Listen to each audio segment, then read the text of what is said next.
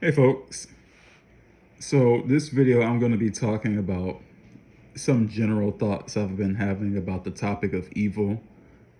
And yeah, it's a topic that interests me, and to be honest, it's really fascinating, even from a position of just trying to understand it and trying to figure out why it exists.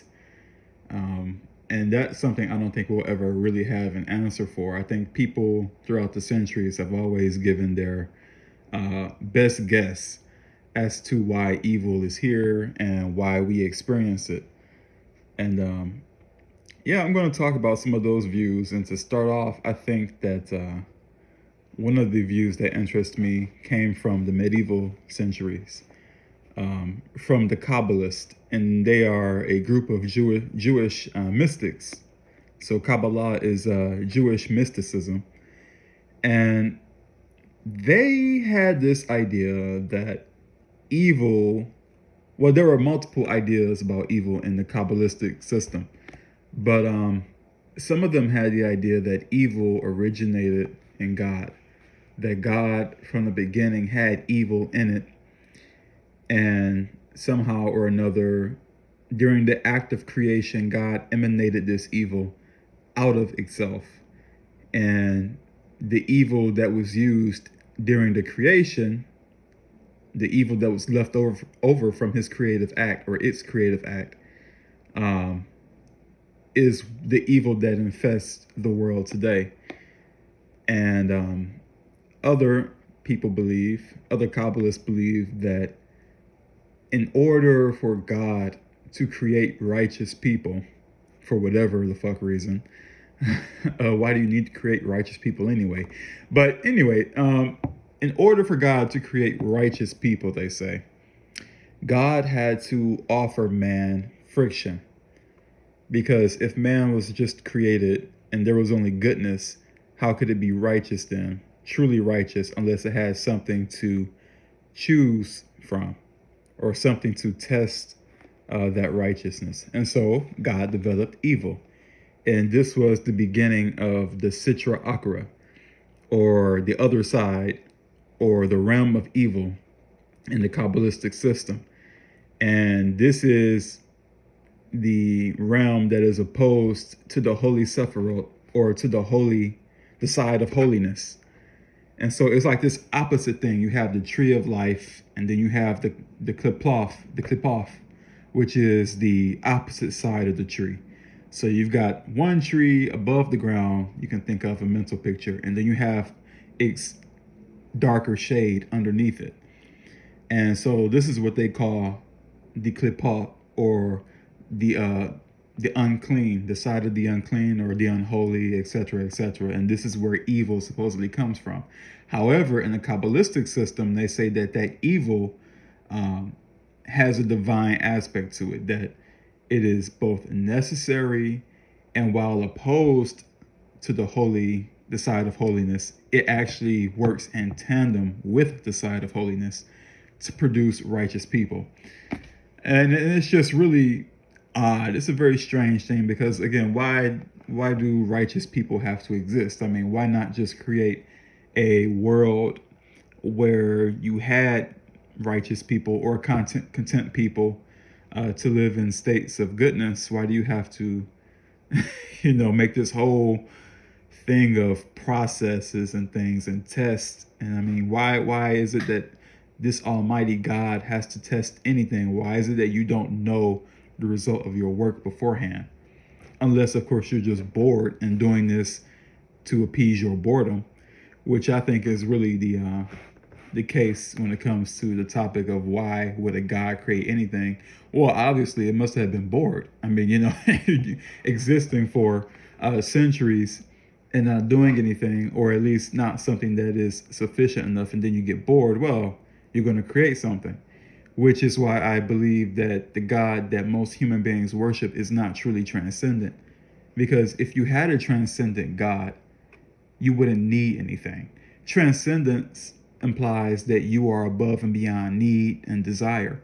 So the fact that a God who had created a world like this anyway reeks of the fact that it had needs and it had desires. And those desires pushed it to create this. And then it botched the job and did a horrible job at what it created. And so we have this. But anyway, getting back into the topic of evil from my perspective and from what I see, I think evil also plays a part in our human psychology. And I think Carl Jung did a really good job with this when he talked about the shadow self and having to do shadow work. Because it's so true. I mean, there are things about us as human beings that we have been told to lock down and to never approach. You know, our societies are structured in a way that they follow a rigid code of morality and religious morality and expectations and things like this. And they give you rules from the time that you are in the cradle all the way to the time you're in the grave.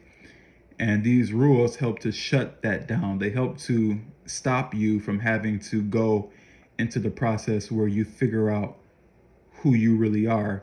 And in finding out who you really are, you have to touch that shadow self. You have to go into your darker subconscious and face yourself.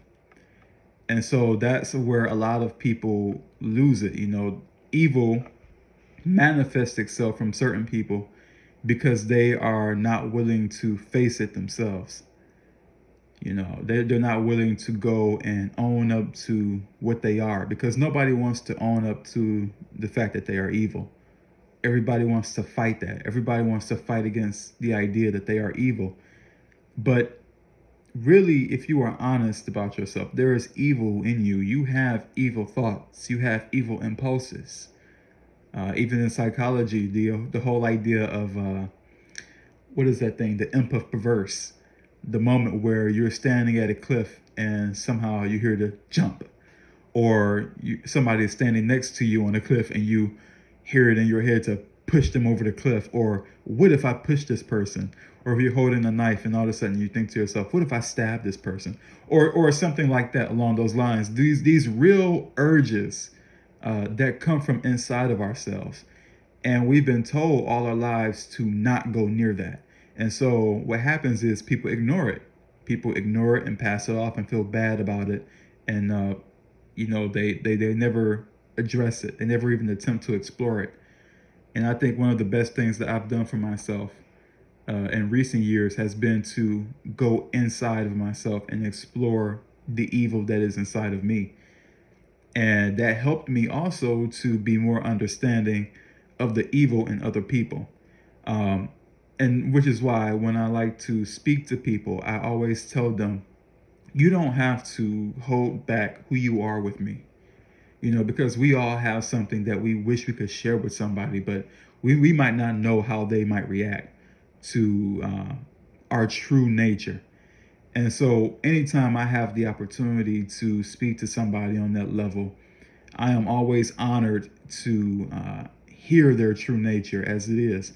And I make sure that I'm not judging them, and I never do judge them for whatever they might reveal to me about themselves. And in terms, I reveal myself to them, because, I want you to understand that we have the same struggle. It might not be the same particular kind of evil per se, but nonetheless, it's still that darker aspect of ourselves that I feel is needed to share with other people who might feel that they're alone in having these type of thoughts and feelings and things. Because evil takes different shapes and sizes in people. It's not a one size fit all. There are degrees to evil. Some people might have a little bit of it. Some people might have a lot. And then you have those who have an enormous amount of it, and they lose control and act on their inner evil. And this is where you get rapists and murderers and psychopaths, sociopaths who act without any kind of care, that type of thing. You get that because these people, there is an abundance of that evil, and they don't know how to express it without doing harm to the world around them, outside of them. And for me personally, when I encountered my type of evil, and I'm most certainly not going to say what that is. I'm not going to say what that is. It's very multifaceted. I'll say that. Um, but when I encountered that evil in myself, it shocked me. It amazed me that that was there. But I kept following the clues because I would notice feelings inside of myself during certain situations, and I would say, well, that was odd. Where did that come from? And so I decided to delve into myself and really try to find out what that is. And when I found it, it was like, whoa. So that was there, and for how long? Because a lot of the stuff that's inside of us, our darker aspects, they stay buried in the subconscious only long enough until they emerge by themselves slowly in a way to try to get you to pay attention. Like it's like somebody tapping you on the shoulder saying, hey, I'm here. I know you're trying to ignore me, but I'm right here, dude. I'm not going anywhere until you accept me. And so that's what I think evil in a lot of people, uh, why it causes so much trouble is because they haven't learned to accept it about themselves, and they haven't learned how to work with it to make it productive or to neutralize it to the point where it doesn't spill out into the outer world. They haven't learned how to contain their evil. And so it lashes out in different ways, sometimes in anger, sometimes in callous ways, all sorts of things. But yeah, this is just one of the some of my thoughts about it. I'm just really fascinated about this subject because evil, you want to fight against it. And I understand that. You want to fight evil. But at the same time, what makes it hard is there is this component to evil that actually feels good, you know? And I know that might sound crazy, but that's just the truth of it. Evil is primordial, evil is primal, and it reaches back to the longest or the darkest aspects of what the human nature is, and it's present there. This was in our most ancient ancestors. They had it, you know. And this stuff gets locked down, of course, again, through the society and through the way that society is structured to shut down primal aspects of what human beings are. And so we have to limit ourselves from what we are doing in our primal nature as beings. But the component to evil that makes it hard is, again, it's both, it feels good and it's addictive. And I've listened to interviews where killers have talked about how when they killed somebody, it felt good at the time. They felt good about it. It got them off somehow. And it's true. Evil has that ability to make itself pleasurable. And the battle is in trying to neutralize that to the point where you find ways to control that so that it doesn't spill out into the world around you, or you don't end up causing harm to those around yourself. You just have to learn how to deal with that evil, confront it, and try your very best to neutralize it and keep it contained.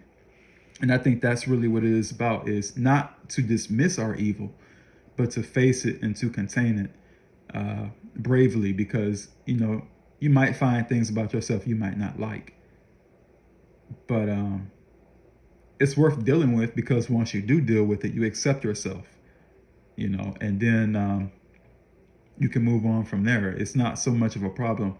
Like a few years back, well, more than a few years, but years ago, I had this problem, looking at myself and seeing all these darker aspects pop out. And, I still at the time had a bit of a religious residual inside of myself. And I was trying to fight against that because I felt it was the good thing to do. But actually, you do yourself harm when you repress your darker aspects, because they come out eventually. And the key is just to find out what they are and how to deal with it. So, yeah, these are some of my thoughts about the topic. I don't want to ramble on too much, but yeah, let me know what you guys think about it.